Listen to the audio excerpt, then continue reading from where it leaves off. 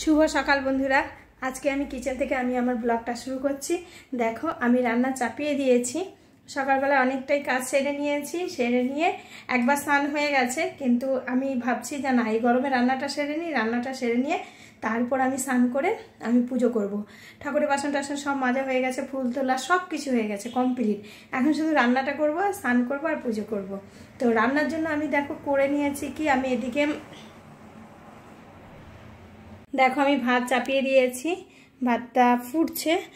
আর এদিকে আমি ডিমও বয়েল করে নিয়েছি, কেননা জেরি আজকে মাছ নেই, আজকে ডিম বয়েল দিয়ে জেরিকে খেতে দেবো, তো দুটো বেশিই করলাম।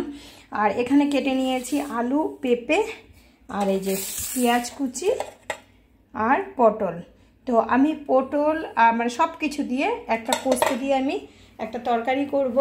তো আজকে নিরামিষই করব। আর আমার আছে পোস্ত বাটাও আছে, আর ডালও আমার রান্না করা কালকে রাখা আছে। তো দেখো এখানে নিয়ে নিয়েছি পোস্তর সাথে না কাঁচা লঙ্কা, আর এখানে আছে একটু দু একটা কিশমিশ, দু একটা কাজু কিশমিশটা দিলে কি পোস্তটা একটু টেস্টটা বেড়ে যায়। তোমরা কখনো পোস্ত রান্না করলে একটু কাজু কিশমিশ দিয়ে দেখবে, আর তরকারি টেস্টটা কেমন, মানে খেতে একটু টেস্টটা আলাদাই রকম লাগে। তো আর আমার দেখো, এই দেখো সব ওষুধ এগুলো আমার আরও আছে। আর এটা হচ্ছে মশলাটা করে নিয়ে তাড়াতাড়ি করে, লাইন ছিল না এতক্ষণ, আবার আসলো, আবার কখন চলে যাবে। আর গরমে তো বুঝতেই পারছো, সকাল সকাল যত রান্না করে নেবে ততই ভালো। তো ভাতটা আমার প্রায় হয়ে গেছে, এবার আমি তরকারিটা করছি। তো তরকারিটা কি করে করছি সেটাই তোমাদের সাথে শেয়ার করব, সাথে থাকো।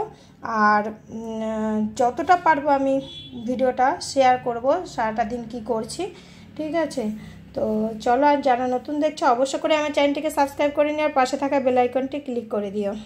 পোস্তটা আমি পেস্ট করে নিয়েছি, দেখো একদম সুন্দর হয়ে গেছে। কি বলো তো, পোস্ত যখনই তোমরা দেখবে মিক্সিতে হতে চায় না, তখনই তোমরা পোস্তটা না একটু খানিকক্ষণ ভিজিয়ে রাখবে, 15-20 মিনিট ভিজে থাকলে দেখবে একদম সুন্দর পেস্ট হয়ে গেছে। এদিকে আমি কড়াই চাপিয়ে দিয়েছি, কড়াইতে দেখো তেলও দিয়ে দিয়েছি, তেলটা গরম প্রায় হয়ে গেছে। এবার আমি এর মধ্যে পটলগুলো লাল করে ভেজে নেব।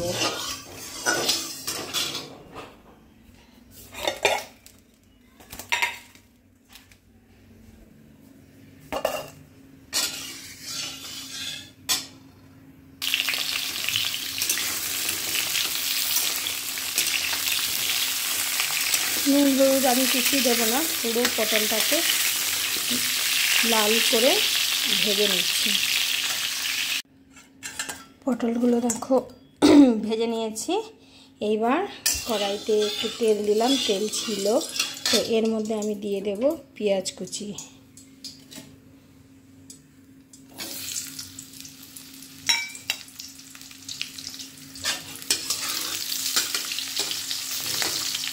পোস্ততে পেঁয়াজটাই চলে, রসুন।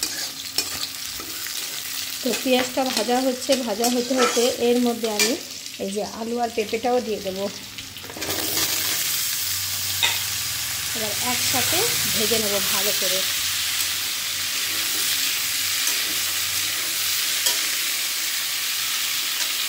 ভেজে নিই। দেখো আলু আর পেঁপেটা ভালো করে ভেজে নিয়েছি, সুন্দর করেই ভাজা হয়ে গেছে। এবার এর মধ্যে দিয়ে দেব পরিমাণ মতো নুন,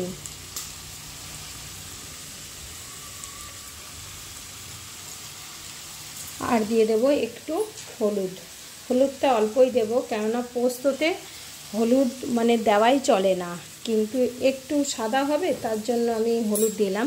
এটা আলু পোস্ত হলে দিতামই না, তো পোস্ততে হলুদ দেওয়া চলেই না। হলুদে কি বলো তো, পোস্তর সেন্টটা মনে হচ্ছে হলুদটা দিলে কেমন চলে যায়, তো তার জন্য আমি হলুদ ব্যবহার খুবই কম করি। তো একটু কালারের জন্য হালকা একটু হলুদ দিয়ে নিলাম। এবার হলুদ আর দিলাম নুন। এবার আমি পোস্ত যে বাটাটা পেস্ট করে রেখেছি ওটা আমি দিয়ে দেবো এর মধ্যে।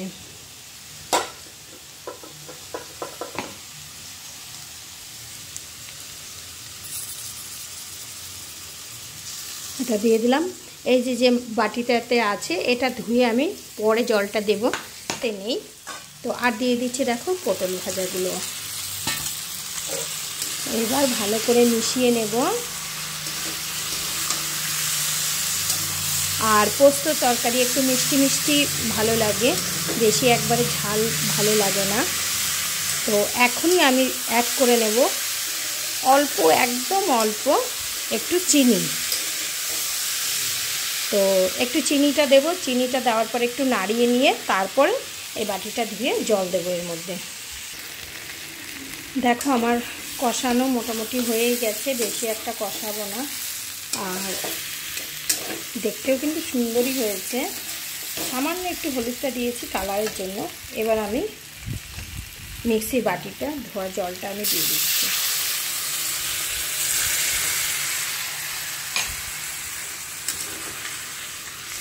আর একটু জল দেব, দিয়ে একটু লো ফ্লেম দিয়ে তরকারিটাকে ঢেকে দেব। জল দিয়ে দিয়েছিলাম, দিয়ে তরকারিতে তখন ঢেকে দিয়েছিলাম। এখন ঢাকনাটা খুলে দেখি, হয়েই গেছে মনে হচ্ছে।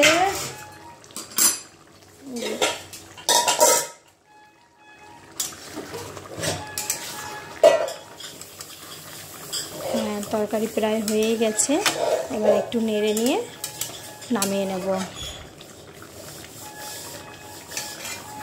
দেখো রান্না হয়ে গেছে। এই যে পোস্ত, পটল, পেঁপে সব কিছু দিয়ে একটা তরকারি করেছি। দেখো দেখতেও সুন্দর হয়েছে, খেতেও মনে হচ্ছে খুবই সুন্দর হবে। তোমরা বাড়িতে এইভাবে ট্রাই করবে। তো রান্না তো হয়ে গেছে, এই যে ডালও হয়ে গেছে। এবার আমি যাই, গিয়ে নিয়ে স্নানটা সেরে নিই, তারপর পুজোটা করব। স্নান টান করে পুজো করতে চলে এসেছি। এই যে দেখো ফুল আগেই তুলেছিলাম। এই যে বেলপাতা আমার ছাদ থেকেই পাওয়া যায়। দুব্বগুলোও বেশ সুন্দর হয়েছে, বড় বড়। আর এই যে ফুল, যা ফুল আছে আমার পুজো করা হয়ে যাবে। আর এখানে আমি ঠাকুরের বাসন সব মেজে রেখে এসেছিলাম ছাদে, তো সব নিয়ে এসেছি আমি। দেখো আমার এখানে তো আম পাতাও মানে গাছ নেই, তার জন্য আম পল্লবও আমি পেতলের কেনা। আর আমার দেখো পান রোজ বাজার কে যাবে প্রত্যেক বৃহস্পতিবারে, তার জন্য আমি এই পানটাও আমি কিনে এনেছি। এবার সুপারিটা কিনে আনতে হয়, এনে একসাথে রেখে দিই। কিন্তু এবার ভাবছি একটা মানে ছোট্ট পেতলের ডাবও এবার কিনে নিয়ে আসবো। তো বাসন টাসন মাজা ধোয়া সবই কমপ্লিট। এবার আমি তাড়াতাড়ি করে পুজোটা দিয়ে নিচ্ছি। আর দেখো আমার বাড়ি থেকে নারকেল আনি, ছোবড়াগুলো ফেলি না, সেগুলোই কেটে রেখেছে মা। তো এগুলোই আমি খেলাম মোটামুটি। আর দেখো বাইরে রাখি আমি এই তুলসীর চারা, একটা ভাঙা টব মানে বালতিতে আমি ইয়ে করেছিলাম, ছোট্ট ছিল, দেখো এইটুকু ছিল, এত বড় হয়ে গেছে। কিন্তু এখন এত রোদের তাপ, আমি একে ঘরে এনেই রাখি। রাত হলে সন্ধে হলে বাইরে দিই, আর এই যে সকাল হলে ঘরে এনে রেখে দিই। তো চলো আমি চটপট করে আমি তাড়াতাড়ি পুজোটা সেরে নিই। আমার পুজো করা কমপ্লিট। দেখো এই দেখো ধোঁয়া হচ্ছে, ধুনো জ্বালিয়েছি একটু। এই যে আমার ঘট বসিয়েছি, এই যে শিব ঠাকুর সব তোমাদের আরেকবার করে দেখে না। আর এই যে গোসাই গুরুদেবের এইভাবে প্রসাদ দিয়ে আমি ঢেকে, তো এইভাবেই দিতে হয় মানে সবাইরা বলে। তো এইভাবে দিলাম। এই যে আমার পুজো হয়ে গেছে। এইবার একটু 5 মিনিট পুজো মানে থাকুক, পরে আমি বাটা নামিয়ে নেব। গুড ইভিনিং সবাইকে। গুড ইভিনিং বলো। তো সারা দুপুর ঘুমাইনি, এই দুদিন থেকে কি হয়েছে কে জানে, বলে আমার ঘুম পায় না। এই দেখো কতগুলো বিস্কুট নিয়েছে। আমি বললাম যে জেরিকে কটা দিয়ে আসো, তো জেরিকে দিয়ে আসার পরে তারপর বলছে আমিও খাবো। তো বিস্কুট নিয়েছে জেরিকে অভ্যাস করাচ্ছি একটু বিস্কুট খাওয়ার। তো গরমের মধ্যে ওর খাবারটা কি বলো তো, ওর খাবারটা তো বিদেশি, তো সব বলে যে ওর দেখলাম আমি ডিম আর মাংস এইসব দিয়ে তৈরি করা আছে। তো গরমের মধ্যে বারবার ওটা দেওয়াও ভালো না, পেট গরম হতে পারে। এর জন্য আমি বিকাল এই টাইমটাতে ভাবছি ওকে 2-3 দিন থেকে বিস্কুটই দিচ্ছি। আর হ্যাঁ বিস্কুট দিচ্ছি, আর রাত্রেবেলা খাবারটা দিয়ে দেবো, ব্যাস। রাতে আর ভাত দিচ্ছি না। তো দুজন আসার কথা আছে, যে মানে আমার এমনি ননদি হয়, তো ওরা আসবে মানে বলেছে যে এখানে ওরা এসছে বাপের বাড়িতে।